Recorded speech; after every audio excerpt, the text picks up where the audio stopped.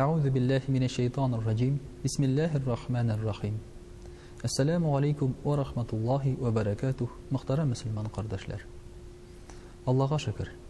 Динебезгә 90-нчы еллардан соң, дөресрәге 80-нчы еллар ахырында иреклек килде.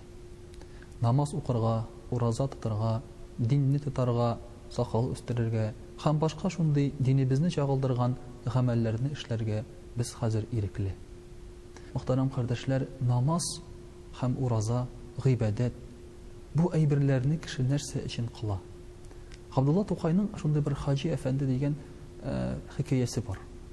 Бер хаҗи гомере буе изге юлда Аллаһ ризалыгы өчен генә йөргән кеше бер вакыт хаҗга чыгып китә. Һәм хаҗ вакытында төш күрә төшендә Аллаһ Тәгаләне. Аллаһ Тәгалә аңа әйтә: "И кылым ди, нишләп син үзеңне Алла иттең, ә мине кыл иттең?" ди.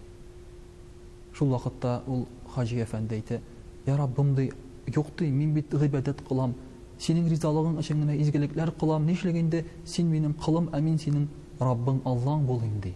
Аллаһ Тәгалә әйтә: "Син гыйбадат кыласың да, миннән нәрсәдер сорыйсың ди. Гыйбадат кыласың да, миннән өмет итәсең дөнья байлыгын ди. Бу бит гыйбадат түгел, бу бит әйберне алыштыру гына ди. Ягъни син бер эшне эшлисең дә, аннан алмашка миннән әйбер сорыйсың ди.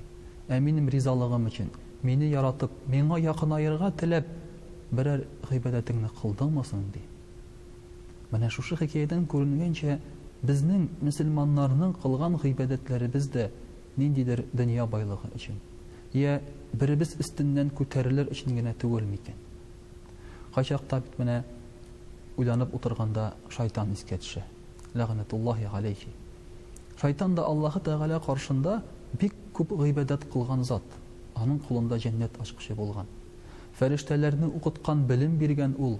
Һәм дуга кылыр вакыт җиткәч, фәрештәләр аңа килеп мөрәҗәгать иткәннәр: "Безнең өчен дуга кыл әле" дип. Ягъни безнең дугаларыбыз синекенә караганда зәгыйфрәк дип хәтта аңа мөрәҗәгать иткәннәр. Ләкин Аллаһның бер әмерен үтәргә вакыт җиткәч, алар шайтан, ягъни үтәмәгән Аллаһның әмерен. Фәрештәләр үтиләр, баш ияләр Адәм алейһиссәламгә, ә шайтан баш ими. Ни өчен? Аның гыйбадаты үзен башкалардан күтәрер өчен генә булмаган микән? Ягъни гыйбадаты белән ул тегеләрдән узып киткән, үзен хәзер изге, яхшы итеп хис итә башлаган, ә аның максаты Аллаһ Тәгаләгә якынаю булмаган.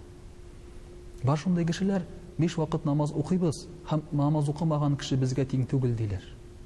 Бар шундый кешеләр ел сайын без ураза тотабыз, ураза тотмаган кешеләр алар беркем түгел дип тәкәбберләнеп җибәрәләр шушы гыйбадатлары белән. Ә кайчагында бит күрергә туры килә, менә кешеләр белән еш аралашкач, намаз да укымый кеше, ураза да тотмый, ләкин күңеле шундый чиста күңелле. Әле бер кешеләрнең подъездларына килеп кергәч, аларның шушы яшәгән урыннары, баскыч яннары күршеләр тирәсендә гөлләргә күмелгән. Мен әйтәм, кем бу гөлләрне үстерә монда? Кем бу гөлләрне көн сайын карап су сибеп тора? Менә безнең күрше ди. Аны нәтәм нәрсә мәҗбүр итә? Ул иманлымы, мөселманмы? Бәлки аңа акча түләрләр? Юк ди. Бөтен кеше куансын, карап шушыңа саклансын, күңелләре, кәефләре яхшы булсын дип ул моны эшли ди. Мен әйтәм, бу бит иманлы кешенең эше. Бу Аллаһ Тәгаләнең ризалыгы өчен тырышкан кешенең эше бит бу. Мөселманнар шундый булырга тиеш түгел микән? Изгелеккә омтылучы, намазлары аларны яхшылыкка алып баручы булырга тиеш түгел микән? Пәйгамбәрбез саллаллаһу алейхи ва саллям әйтә: "Әгәр дә сезне намазыгыз чираклыктан, фәхишлектән, яман гадәтләрдән, начарлыктан тыймый икән ди, ул намазыгыз сезне Аллаһ Тәгаләдән ерагайта гына ди."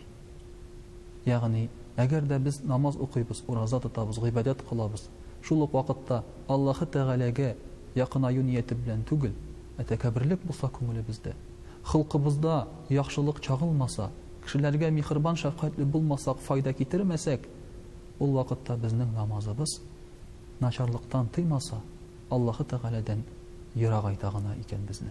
Аллаһ Тәгалә саклый күрсен һәм шушы гыйбадәтләребезне аның ризалыгы өчен кылып, халык фигыльләре безгә дә намазларыбызның, гыйбадәтләребезнең тәэсирен Аллаһ Тәгалә насип итсә иде.